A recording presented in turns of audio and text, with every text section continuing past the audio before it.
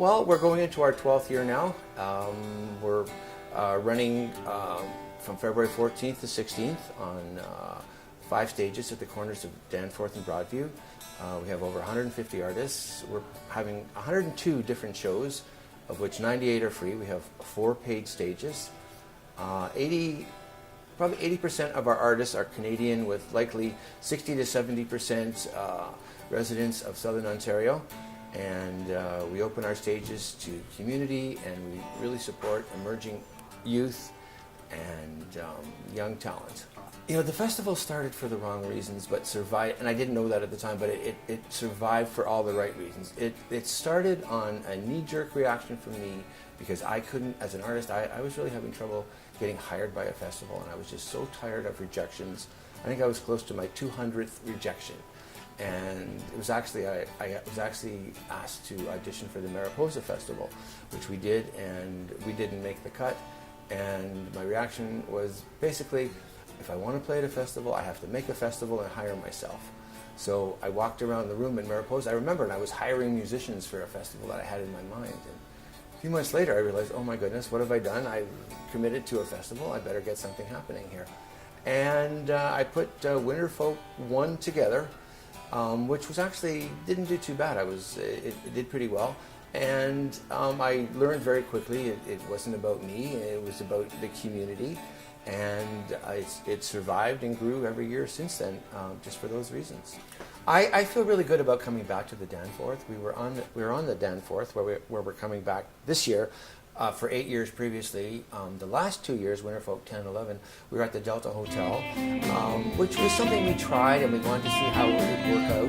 But it was an experiment, and it didn't work out how we wanted it. We lost a lot of our crowd, revenues were down, and now that we're back on the Danforth, it feels like we're coming home, and I feel really good about it. And sort of the artists, sort of the club owners, and I think this is going to be our permanent home. I can't see any reason that we'll be leaving this location again. I think the main theme this year seems to be remembering and celebrating the rich roots, history, and heritage of the Toronto folk music scene.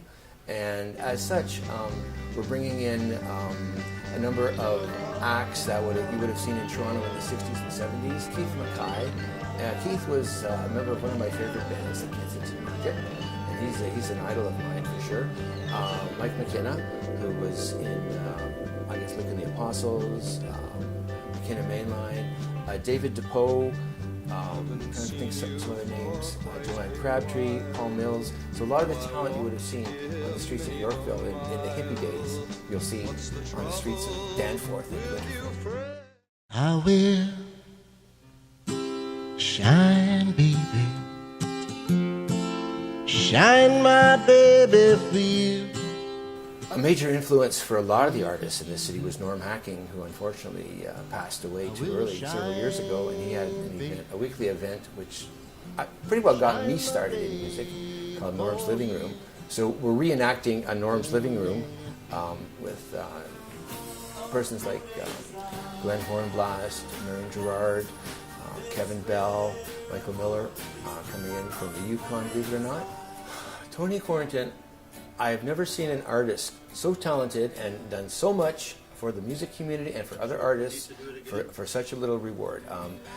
There's artists on this planet with less talent and ability than Tony who are international superstars, and we just thought we wanted to bring attention to what a fine musician he was, and his long-term, I'm talking from the 60s he started playing in Mariposa, long-term contribution to the music industry.